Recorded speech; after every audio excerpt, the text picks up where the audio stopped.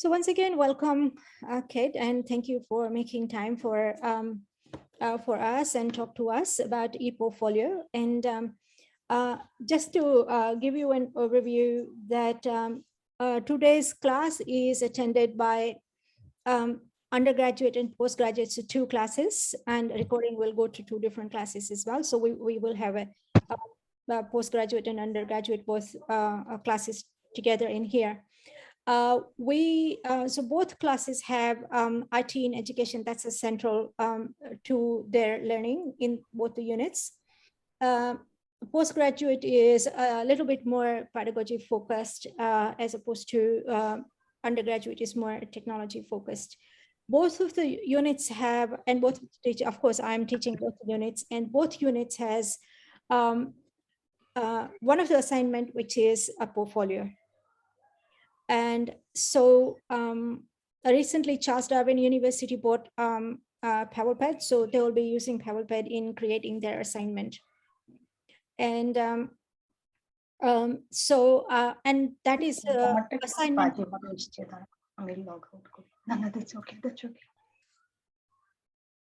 Okay, so may I just ask everybody to mute your audio until you want to speak? So yeah, I'm not going to take a long time for just introducing. I mean, when you hear Kate, you will know how wonderful and knowledgeable she is. So over to you, Kate. Thanks, Kashmira. Hi everyone, and I really encourage you, if you do want to interrupt or put something in the chat, I'll try and keep an eye out on the chat where I can. Quick note that I am coming to you from Wurundjeri land, land of the Wurundjeri, Woiwurrung and Boonwurrung language groups, peoples of the Kulin Nations. I pay my respects to elders past and present, and note that sovereignty has never been ceded. I will bring up a PowerPoint, but I'm happy to kind of go off topic as people have queries. I'll try and keep it relevant, but obviously, if you have things that you want to ask, or if I know a bit more about where you're coming from, that always helps. And then I could try and bring in examples, or we can talk a bit more about what your context is as we go along. So that's always really helpful. So hopefully my share screen will work okay. And I've put a couple of points in where we can just kind of look at some examples and discuss some things. So hopefully everyone can see my screen. And apologies, if I'm kind of reiterating stuff that you already know. Hopefully I'm not, but it's always hard to get it right. In terms of eProtfolios, if you're new to eProtfolios as a term, it kind of gets used in a couple of different ways. So one is really as a digital portfolio that you might present to others, but it's also used to mean the software tool itself, which as Kashmira notes, you use PabblePad. I'm quite familiar with PabblePad as well.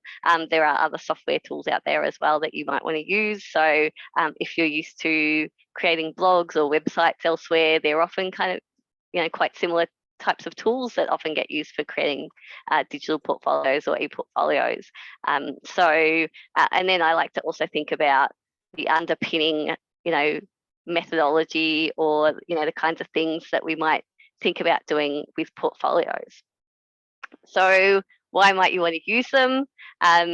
So I really love eProtfolios for narrative and identity development. I think that's because I've come from a media and an education background. So I used to make like fanzines back when I was, a teenager, and then I sort of moved into creating blogs, and I used to keep a diary and write angsty journal entries. So for me, I've kind of always liked doing that kind of journaling practice anyway. And then as a secondary teacher back in the day, I had to create a digital portfolio, or I think it was paper-based portfolio back then, of my teaching practice and examples of work and those sorts of things. And then now as a learning designer, I've I don't always keep it up, but I try to where I can. And I find it's really useful for thinking about my journey, thinking about who I am as a professional and showing that professional identity and how, I guess, my personal life has really shaped who I am as a professional, as well as show that point of difference to other people and to be able to show my interests and my specializations. So I really like it from that angle. But you can also use it just to be able to show skills, demonstrate, the kind of things that you've worked on, and present evidence around that. As well as, using it for more kind of informal means, like for and I've seen some really great examples where students have used them as study aids, so keeping study notes of what they're learning and helping to piece that together. And I've even used that myself to try and make sense of things I'm learning through training programs, and so I can really reflect on that and keep coming back to it over time. So a couple of different types of portfolios, not to say that there are hard and fast rules, but often because you're creating a portfolio with a purpose and audience in mind, usually, it's really useful to think about it in those terms and think about, well, who is it for? What kind of things are you going to want to include? And so a couple of different types of portfolios. One is a showcase or career portfolio, and typically that's kind of like that final output, as a presentation to others. So it's really choosing the best stuff and putting it in there as a bit of a holistic representation of your work. So really it's aimed at that professional broader audience, and it might be something that you build as a graduate portfolio or something that you keep as your own professional portfolio on a website just to market yourself. So I've come from a media background, so people would often have show reels, and that's kind of the equivalent, or obviously other professional portfolios, and even a digital CV. So here's a couple of examples. One is a business and commerce student, one is an education student where they've documented their teaching practice. So it's really great if you're trying to demonstrate, the whole of your experience related to those professional skills, as well as demonstrate a little bit of your own professional philosophy. That's obviously quite a polished piece. So it's really aimed at, what are the best piece of work, what's that final output, but a little bit less polished can be a learning or developmental portfolio. So if you're just wanting to reflect as you're moving through a course or moving through a program or moving through a range of experiences, then it can be really useful to document that or document a project, for example. And it doesn't have to be too formal or too polished, because really it's about documenting the learning or the progress of whatever you're working on. So it could be a project, or it could be a period of time and the experiences around that. But it's really just about documenting that. So there's a couple of examples of developmental portfolios. So really that's just to, I guess in that sense, they're a little bit more reflective, a little bit more of capturing all of the evidence, and that way you can kind of see the progress over time. A couple of other examples that can fit into those sorts of two key categories is that you might want to develop, I guess, a more reflective type showcase portfolio specifically for accreditation purposes. So in this example, Jenny James went through her CMALT accreditation.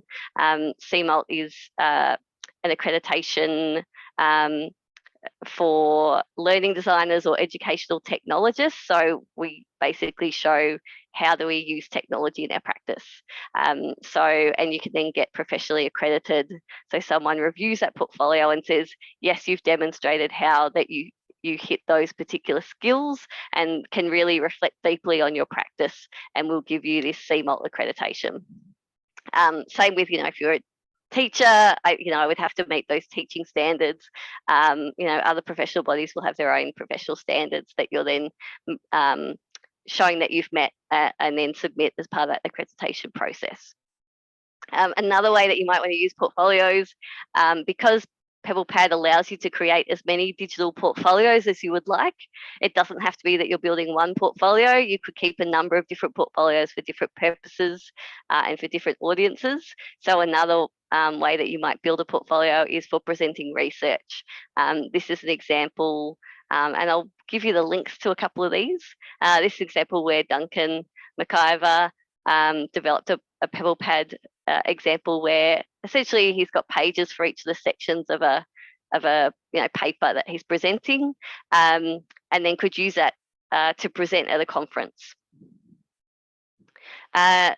Another example that's a bit more education related, similar to that showcase portfolio, but in this example, the student has incorporated their personal and professional teaching philosophy, and then demonstrated how their past personal experiences really helped shape them as a professional and given them a real sense of social justice. And they've brought that into their portfolio while also using it to show how they've met the accreditation outcomes. So it's kind of a bit of a hybrid of a couple of things.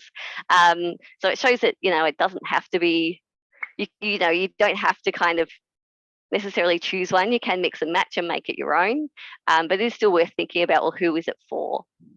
And you can see that he's really brought in a lot of images and tried to make it his own. So that's kind of the first bit. I'm going to send you with a few links so that you've got a few minutes to go and have a look at some of these examples in a bit more detail. And it's also then a chance to kind of chat, and you can ask me questions about any of what we've just kind of briefly, I know it's been kind of a quick run through, but it's a good chance to, have a chat. So I'm going to give you a few examples now. I'll just paste the links in the chat and give you a few minutes to go and have a look around. So that one from Emmanuel that I just showed, the teaching one, that's that link. The Duncan McIver one, oops, I just spelled it wrong, where he was presenting research. Jenny James's CMALT one.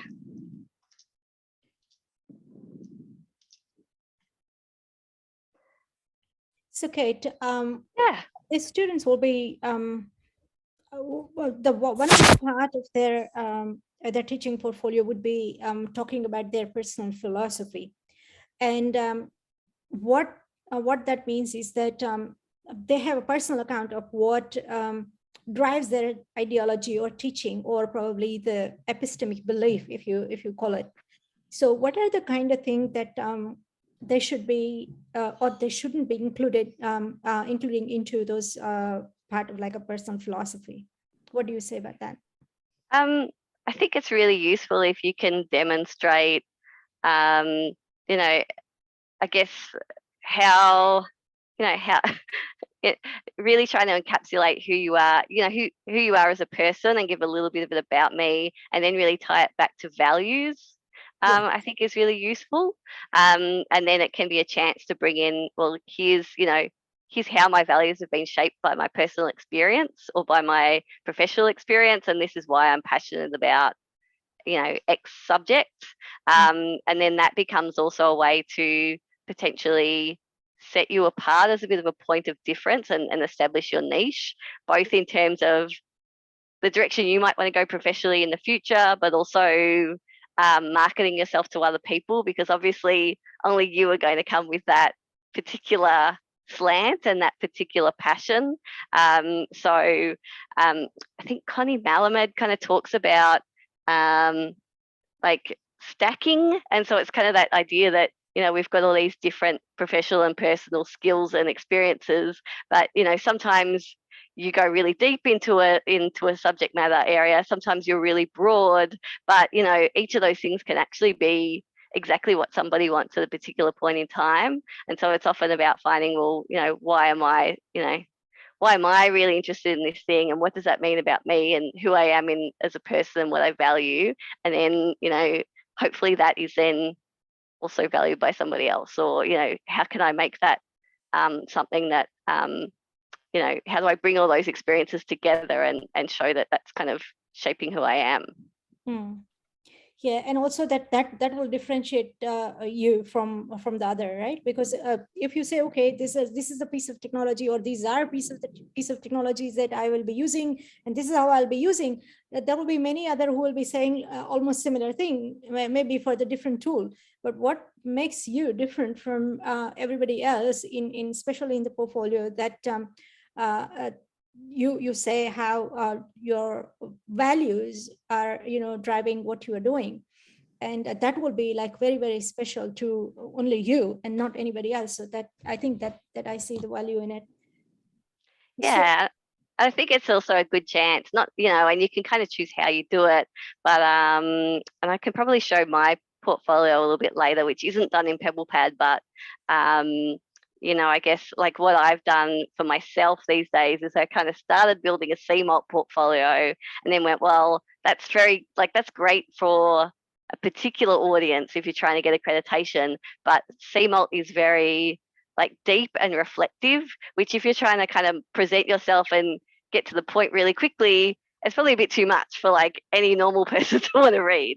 And so it's really then going, okay, well, I like being able to demonstrate those experiences, but I would actually cut them right down and really make it more of a showcase if I'm just trying to show my own sort of professional portfolio for that sort of context.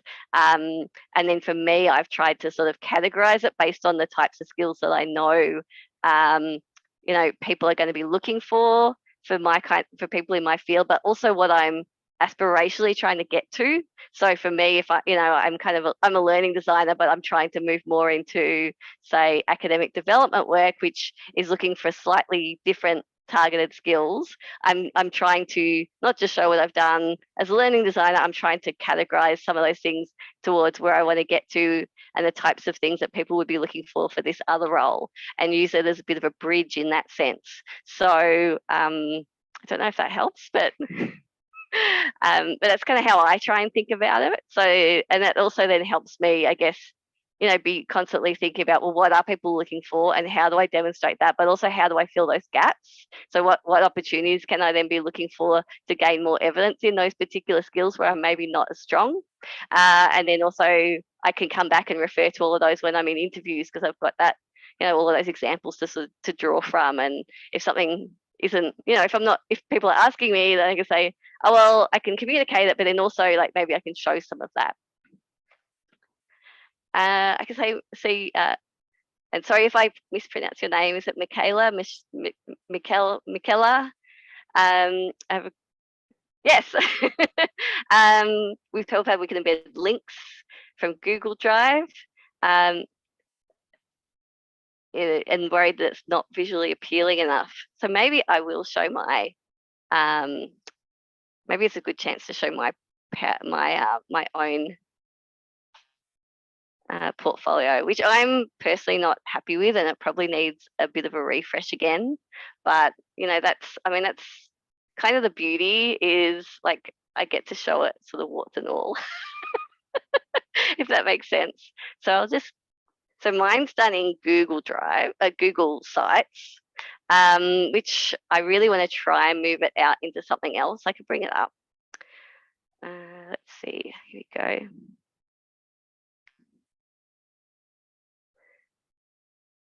So I've done mine in Google Sites, and you can see that if I go into learning design, what I've tended to do is often grab images and then embed those. But then sometimes what I will also do is, and hopefully this is sharing, I'm not getting a little green bar, so just let me know if you're not seeing my portfolio.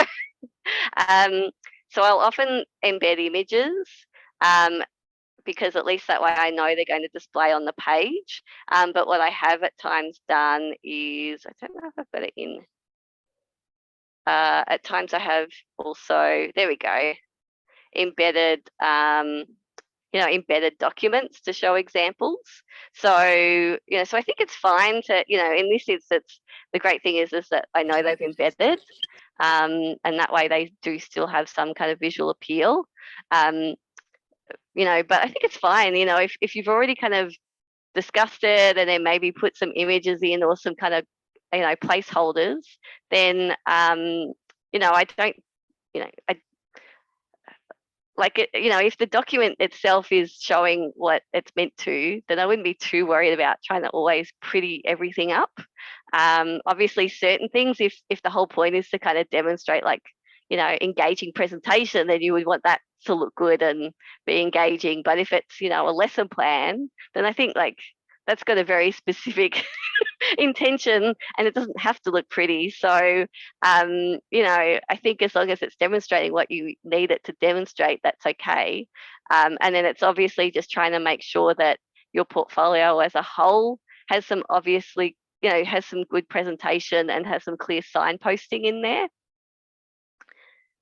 I might just stop sharing. Hello? Yes. Hello, this Go is for it. Michaela. Hi. Can you hear me? Yes. Okay, great. Thank you for your feedback. Yes, I'm aware that we can use we can embed links from Google Drive, and that's what I'm planning to do with my lesson plan. I'm trying to use like images and pictures for the rest of the section in my portfolio. But yeah, just a bit concerned about the lesson plan. That page might be just a little bit bland, like not visually appealing.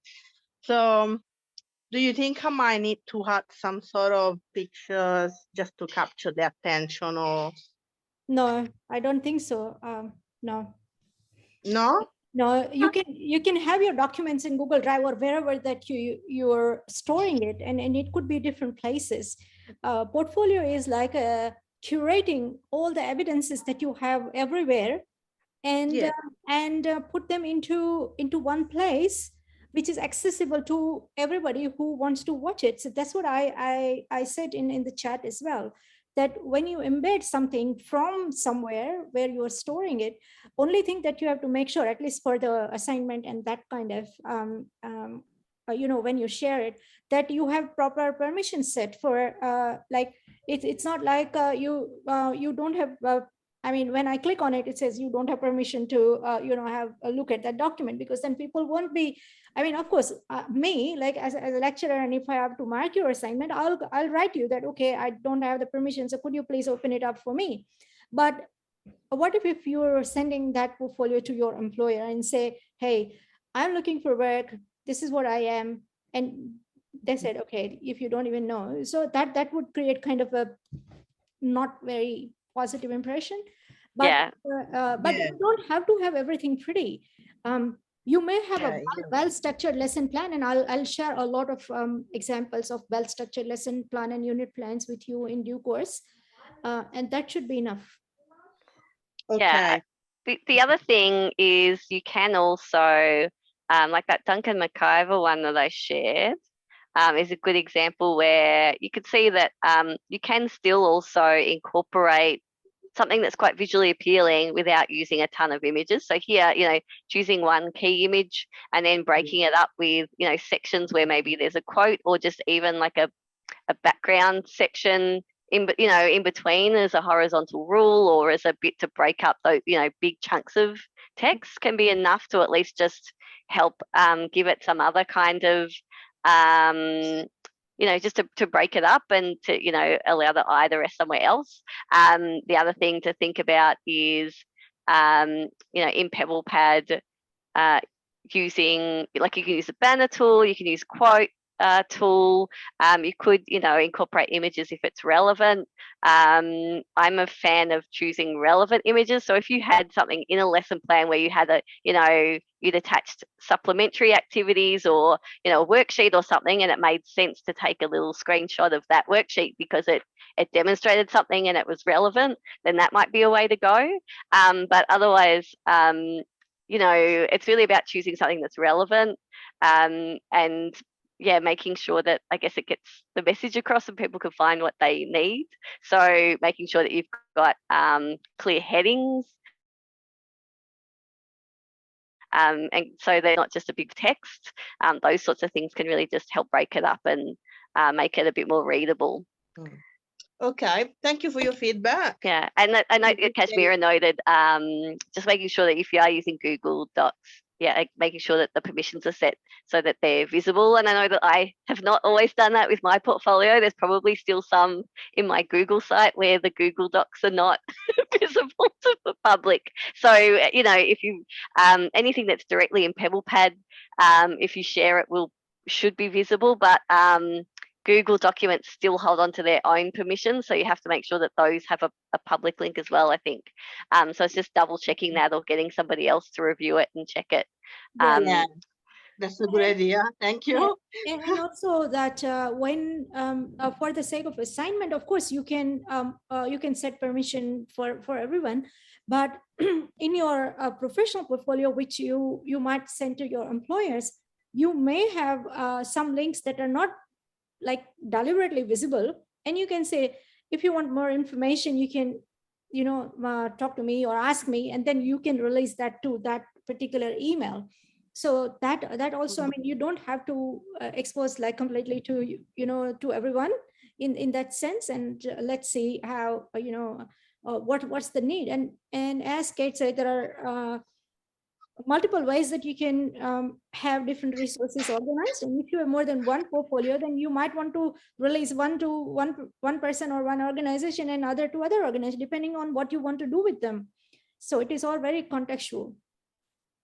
Yeah, just like a CV. You can have multiple CVs for different jobs, or like I used to have 2 or 3 different CVs because my original background's in film production and multimedia. I was a secondary teacher, and then I moved into learning design and educational technology. So I depending on the type of job it was, I had about 3 different CVs for different purposes on the go at one point. So you can also, that same way, you can have multiple portfolios and remix a lot of that, same information or evidence for different people and purposes.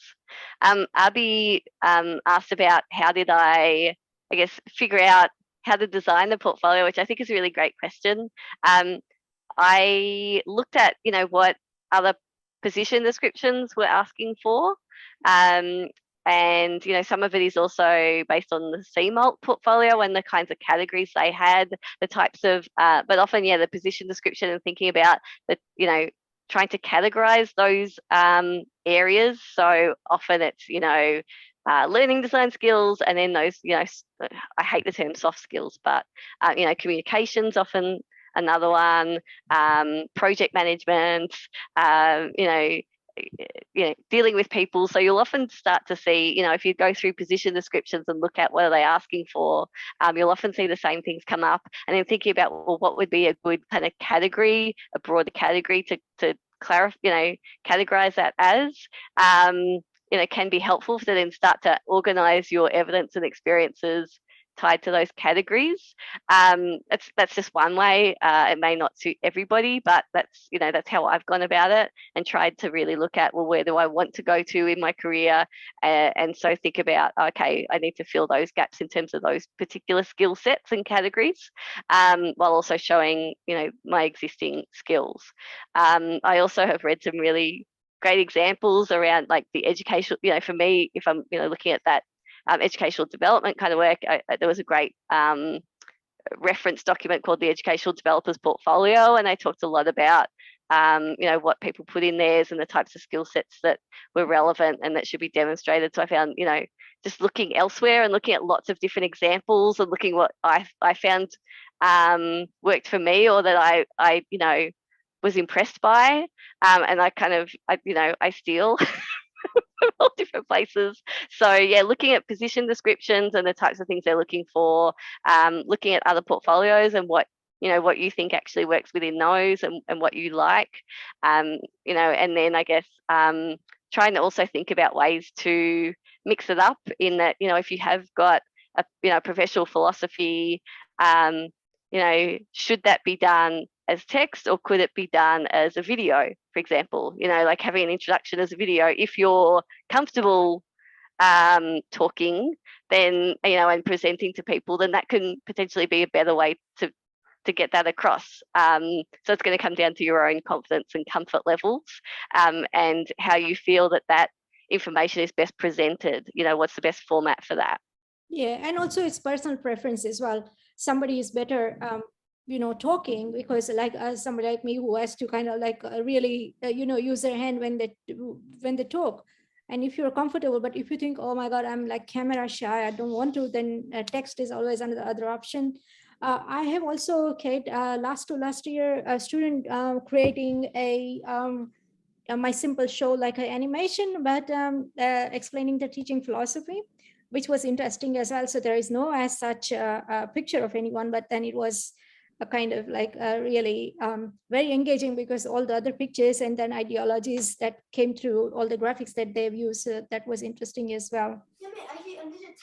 Yeah, I had to do a brief video as like an introduction to a new team, and it had to be 2 minutes long. And so you had to really, and so I put together this animation of like what my personal experience had been, and then I was like, actually, that's like I quite like it, and so then I've sometimes made that an example. So so yeah, it could be an image, it could be video, it could be animation. But yeah, as Kasmira notes, it's going to be relevant. What you think might work, what you're comfortable with, and then what you think is going to best present the format. Sometimes even just doing like an infographic showing the history of your professional experience can be a good way to present that. And there's tools like Canva that makes that process really easy. So thinking about how can I maybe present myself creatively in different ways. Yeah. So the whole idea was, Kate, that this particular like assignment is just the starting point and giving them like a head start. But in the end, I mean, what we try to achieve through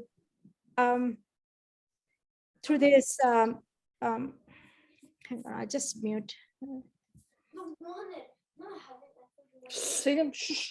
Could we all mute the audio, please? That was a blank show. Okay, so I think the assignment for this unit is, I mean, these 2 units is just the starting point, but it is to lead them to understand how portfolio works, and then eventually have their own portfolio. Now, PabblePad, as you mentioned, and I want you to elaborate to the students as well, that PabblePad has they can carry that with them because of the terms and condition how PabblePad works. So just if you can tell something about that, that would be interesting as well. Yeah, sure. I might bring back my PowerPoint. Yeah. I won't go through my whole PowerPoint because there's bits in there that probably aren't going to be relevant, but I'll just skip ahead to the PowerPoint bit, and then there's a couple other bits around reflection frameworks that may or may not be relevant. So in terms of PabblePad, there's a few different ways you can present things to other people or in the course. Obviously, if you're submitting for assessment purposes, please check with your teaching staff as to how they want that, because I'm not going to be the best person to answer those questions. But if you're trying to share with other people for feedback or present on the web, there are a couple of sharing options available. So you can share with a person if you want to send it to them via their email address, maybe an employer, maybe a supervisor, maybe a colleague or a peer. On the web, if you want to make your portfolio public on the web. And then there is also the option to print. The print option is a little bit iffy. Sometimes it works really well, sometimes it doesn't. Obviously, if you're building a multimedia portfolio, then a print copy it's not really going to, you're going to lose all of that interactivity in multimedia. So it may not be the best option, but it is available if you needed it. In terms of, I guess just noting that if you are sharing on the web, it's a good idea to hide it from search engines, just so I mean, if you want it to get scraped by Google, then that is an option. But just if you are going to put it on the web, obviously just be mindful of what you're sharing and what kind of private data may be included in there. So that's where, if you're submitting something for assessment, it might include your student number, for example. So you may want to make a new copy so that then you could remix that and turn that into something for the public and remove any of that identifying information or private information. So just noting that for reference. In terms of keeping your portfolio and taking it with you, PabblePad is very generous in providing all students pretty much across all institutions with a free alumni account. You can set that up at any point in time during your course, and then you can export or port across any of your existing portfolios or any existing work that you've done and kept in PabblePad, and have that in that alumni account. So basically you set up a PabblePad alumni account, and then PabblePad, it sits on their servers, so that if once you lose access through the institution, you've got everything still in that that PabblePad owned and stored account. So you could, you can set up at any point in time. Most people do it towards the end of their course, before they lose their, student account or their institutional access, but you can do it at any point in time. So I have a question, Kate, that if somebody has an account into normal PabblePad and they're about to leave the institution, are there like a PabblePad has ability to copy the whole portfolio into the alumni account? Yeah, so you can go in once you set up the alumni account. It's got like an option where you can go in and then you can choose to I can't remember which account it is, but there's usually some pretty clear instructions on the web, where you either go into your uni account and export it out, or you go into your new account and import it in. But basically you tell it, this is the account I want to take it from, this is the account I want to take it to, and choose all the relevant stuff you want to take across and just tick it, and it'll just pull it over. So yeah, there's usually some instructions, because it tends to be pretty much the same across institutions. I'd have to double check off mine, but yeah, I know, and I've left a couple of links there. I can share them around with you later, but they've got some in the PabblePad help on how to do that, and on the PabblePad website, and your institution may also have some information. Were there other questions that people had about PabblePad specifically? Hey, Kate, it's Rod here. Thanks for presenting. I've lived my life in the technology universe, but I've never used PabblePad. So what's your best advice for getting across the system, learning how it works, et cetera, et cetera? Yeah, sure. It is. And I could probably take you in, but I'm on a different institution, so I'm conscious of not confusing you by getting in through my login. But a couple of things that are worth thinking about, I guess, eProtfolio approaches that you take, which will be, they're not kind of specific to any one platform. So it's worth, I guess, one thing is to think about reflection frameworks. There may be a specific reflection framework you want to use, but really, essentially all of them are really thinking about, what is the experience that I've had and describing that, then thinking about, what am I learning from that and how am I feeling, or, what are the takeaways from that, and thinking about what do I then do with that in terms of next steps or goal setting or lessons learned, and even through a lot of kind of professional bodies whenever you're going for accreditation, whether that's technology accreditation or educational institutions, they all tend to want to see your deeper reflection about the experiences that you've been on. So I think that it's really useful to start from the point of thinking about what's the experience or the evidence that I have, what are the skills that I'm trying to demonstrate, and then looking for those opportunities around how do I collect different artifacts or evidence that demonstrate that, or even if it's and it doesn't always have to be that something's gone well. It can be, actually, this didn't work. And that's okay, because, if you're reflecting, then you go, well, I know that didn't work and I wouldn't make that mistake next time. I'd probably do it differently in these particular ways.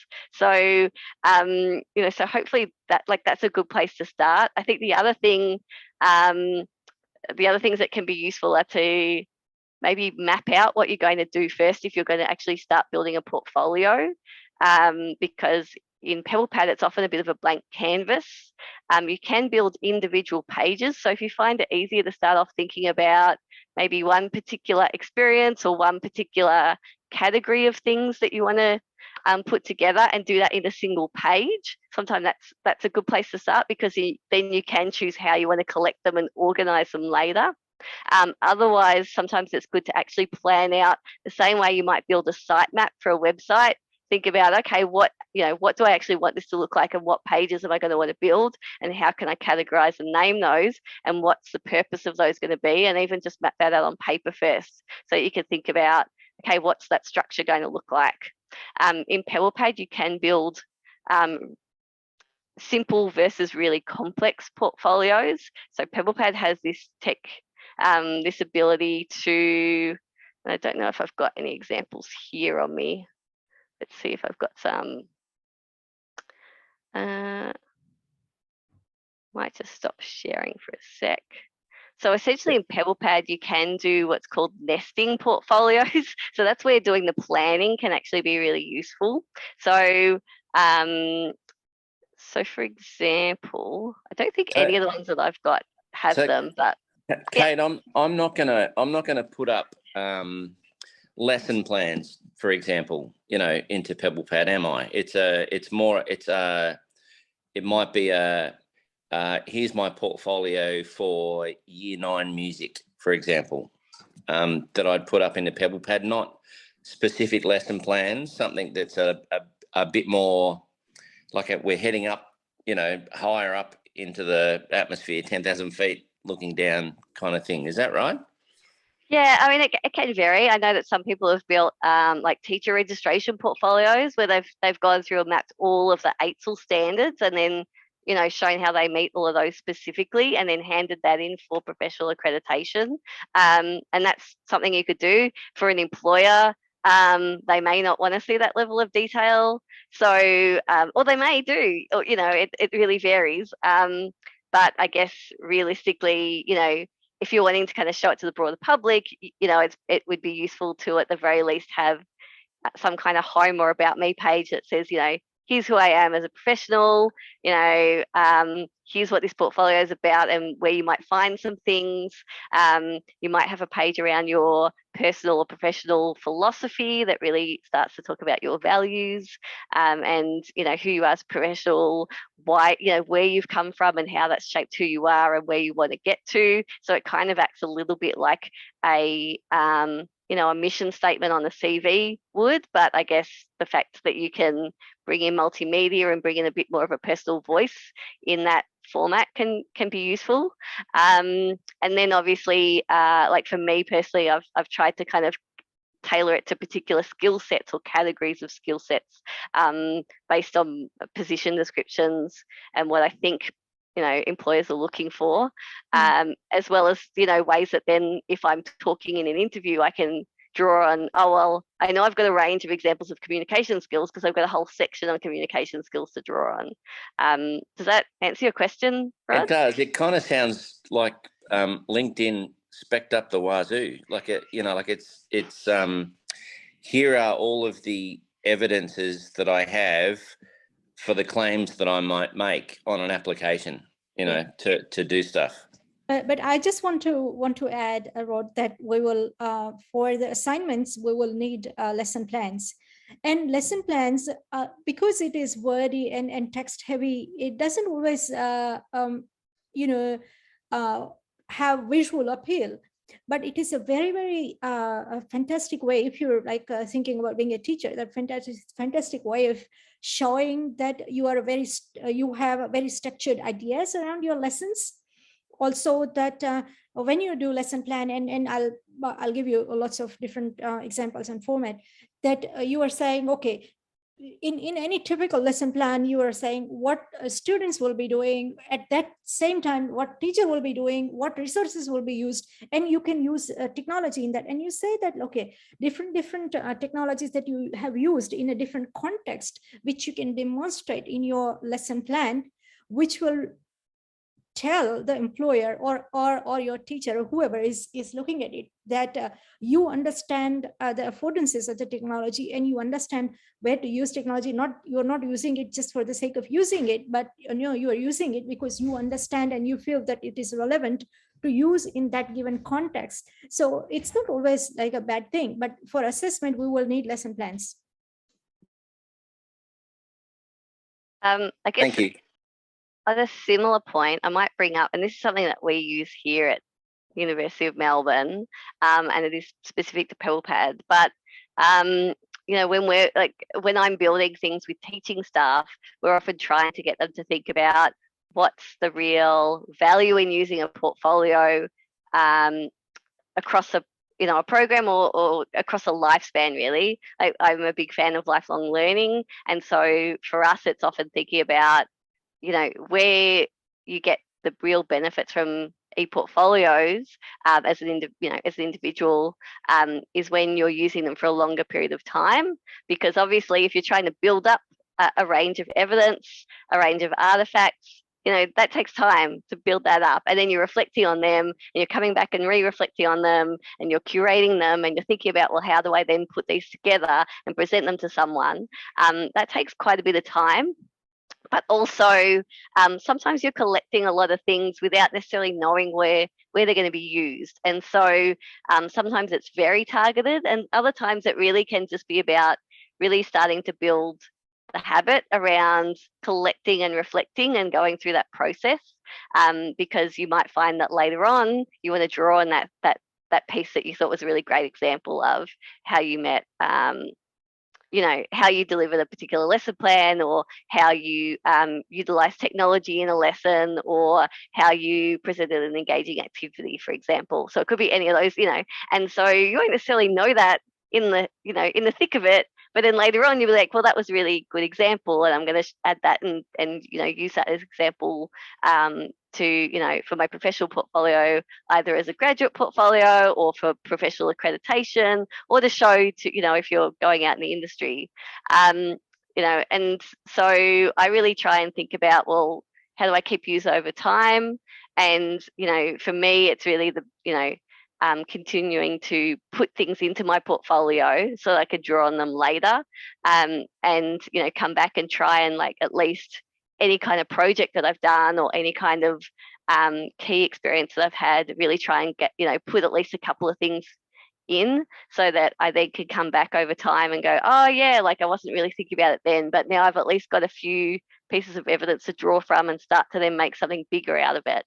So we use this to kind of get teaching staff to consider, well, how might you use it across the course? But you can sort of think about it the same way when you're going through your own course or program as well. Is the more you're kind of using it over time and building those things up, you can then add them into a graduate portfolio, and you can continue to use add to that portfolio after the fact. You also don't necessarily have to have just one portfolio. So in our education programs, for example, students have assessment portfolios for different subjects. Then they have placement portfolios where they're demonstrating that they've met the relevant placement requirements and done lesson plans and certain number of hours of observation and other activities. Then they have a capstone portfolio, and then they're building their own graduate portfolios.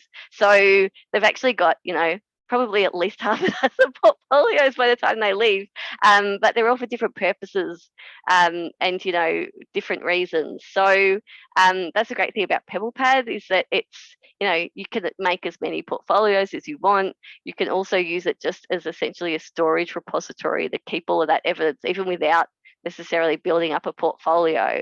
So and that way you can always come back and reuse it. So hopefully that kind of gives you an idea. And I guess that the other thing to be thinking about is what's in it for you. So for me, I find that it's really great if I can just come back and continue to at least collect a bit of evidence and reflect on what I've done, and what worked, what didn't work, how is that valuable, how might I demonstrate something really good that I did to other people, and just capture that. And even if it's just internally taking lessons learned versus maybe sharing it with colleagues versus maybe sharing it with the wider world because it was a great example of something I did, they've all still got value, just for different reasons. Can you talk some more about accreditation, Kate? So obviously PabblePad is a key tool for pre-TAFE teaching students like us, or like me at least, how much, what's your experience or expectation of, like, you use it to get your qualification, and then you land yourself a teaching gig somewhere.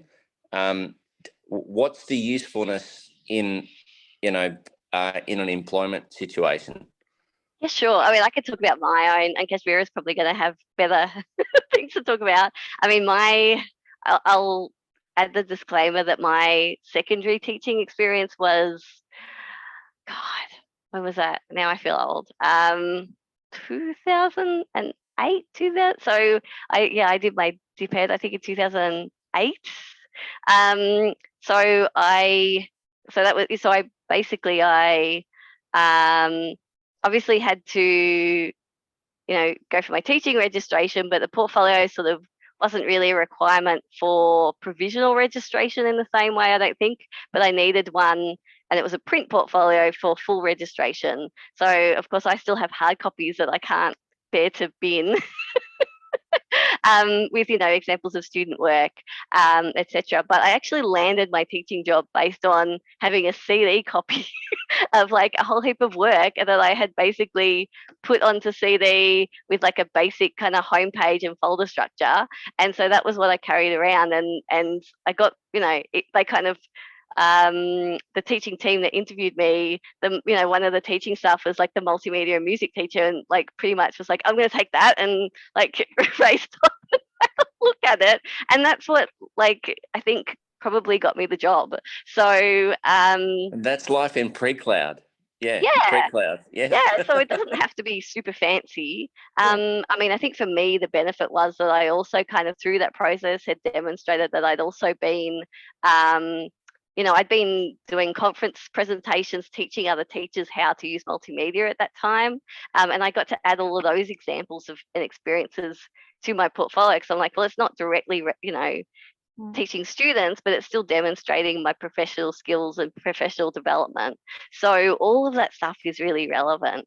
And it doesn't have to be super, it doesn't always have to be super fancy, but just being able to demonstrate your experiences and look, honestly, in this day and age, being able to show that you are also IT savvy, would be a bonus.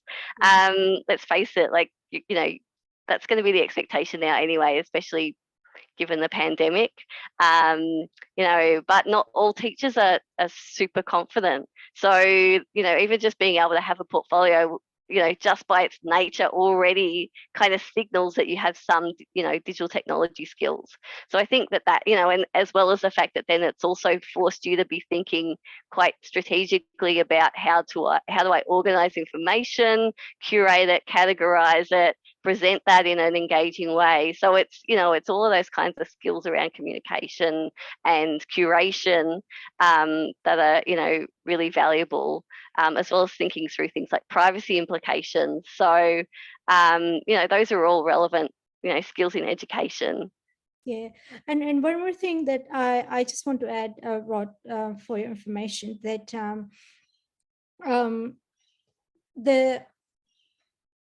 if you have listened to the lecture one, where unfortunately nobody was there, but there was like last part of that session, which is recorded and on LearnLine, I discussed a few things about 21st century skills. So nowadays, like, people are looking at like communication, collaboration, and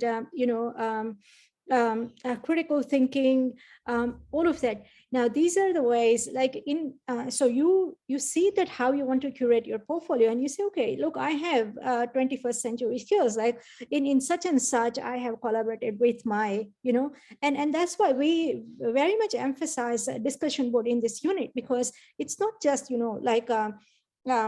because it carries certain percentage, but it is like engaging into meaningful conversation and understanding how to positively reflect and collaborate. And those also can be an evidence of like how you have, sort of like started a conversation and you had like 10 responses. And I'm not saying that it's entirely you, because it's then sometimes you have written a great piece, but nobody responded just because they didn't understand or whatever that is. But what I'm saying is that these are all the evidence. And you can also say that, okay, look, I have this 21st century skills. And the assignment 2, which will be a report, where you are writing a lot of factual thing, but also that you have a piece where you justify why you are the person who can give strategic direction to your school. And that's when, I mean, if you have a portfolio that you have used, you can say that, okay, here is my portfolio. So have a look how much I know about technology on blah, blah, whatever that is, or I'm a reflective practitioner. And then you can say that, look, these are my reflective pieces that, and those are the kind of thing that, I mean, anywhere you can use. And even beyond having a job or achieving what position that you want, like being a teacher or whatever, even beyond that, if you're applying for an award or a promotion or whatever that is, then you can say that, look, this is what even when I was a pre-service student, I was doing this, and this, and here are the evidence. So, I mean, where and how you use this eProtfolio is all your thinking and your sky is the limit, how innovatively you want to use it, for promotion, for job, for or if somebody has invited you for invited speaker, you can say, okay, this is my, and then everybody should have a look prior to when you go and say, this is my site and this is who am I. So there are a variety of ways that you can use it. Yeah, and the last thing I might just I guess mention is another way that I find like is a potentially good way to start is to think about just blogging, because that's a way where you can just like add a reflection at any point in time. You could just keep a blog, either a professional blog that then you could share with the world, where it's like, well, I don't have to have a portfolio, I could just add a blog post whenever, or you might want to keep multiple blogs or a blog for your while you're working through the your degree or program, so that you can use it as a study aid or just as a way to kind of continually add reflections and experiences. And in PabblePad, the blog is something that you can share, but also each of the individual blog posts are saved as their own reflection in your asset store, which means that you could go, oh, that was actually a particularly good example of meeting X skill or X accreditation standard, and you could then use that specifically as evidence. If you didn't want to show the whole blog, you can go, well, I can just grab this reflection and reuse it somewhere else.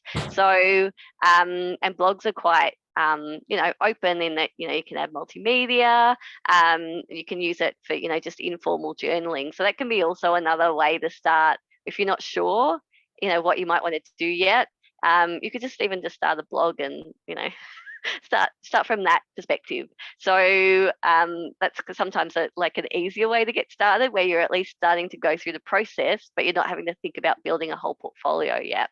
So so that's just something to think about. And as Kashmira noted, the same in kind of any of these professional practices, you are still going to need to have a portfolio.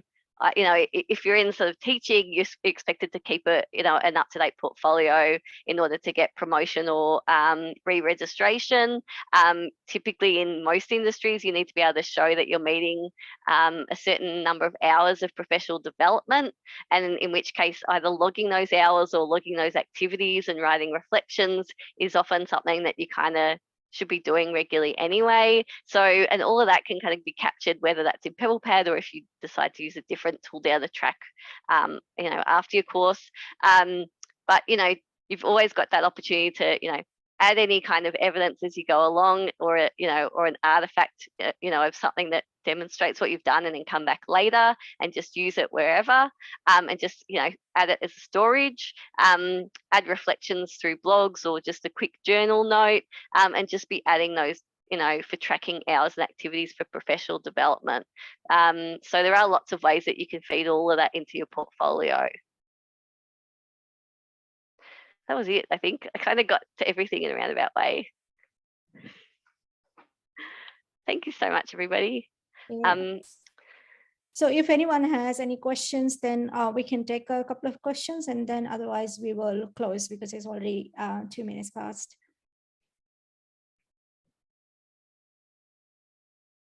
Thanks, everybody. I'm happy to stick around for a few minutes and answer questions. Thank you. Yeah. Kate, I just want to say thank you. Clearly, you know what the PabblePad universe looks like, and they're hard-earned work hours. Good on you, mate. Thank you. Thank you, Rod. I do know that it is sometimes a bit daunting when you go into PabblePad because it is quite open and blank, and also quite like there's a lot, and then there's a lot of stuff under the hood, and unless you know what you want to do with it to start off with. So you know, you can build using the portfolio tool or the or use the blog tool or the just add a page if you just want to make a single page, and you can always add a page into a portfolio.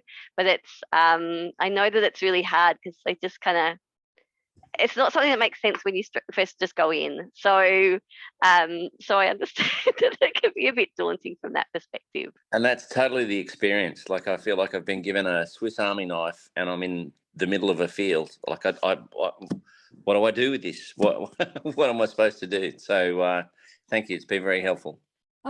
So before we close, I just want to make one announcement that we will have another guest speaker, but he is not available next Friday evening, which usually I want to have them.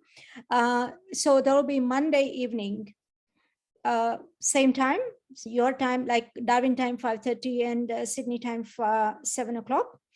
And there will be Martin Levins, who will be talking about new version 9 Australian curriculum and everything around that. He has about 20 years of experience in working in Department of Education and working with different versions of curriculum. So I hope everybody can join me there on next Monday, and you will get announcement. Yes, Rania, is next Monday because he's not available on. I tried to have it on a Friday late evening so that everybody who is working can attend. But I mean, if you can't, then, but you will get announcement with everything in it, all the details and the speaker's profile and everything. So I hope to see you all there.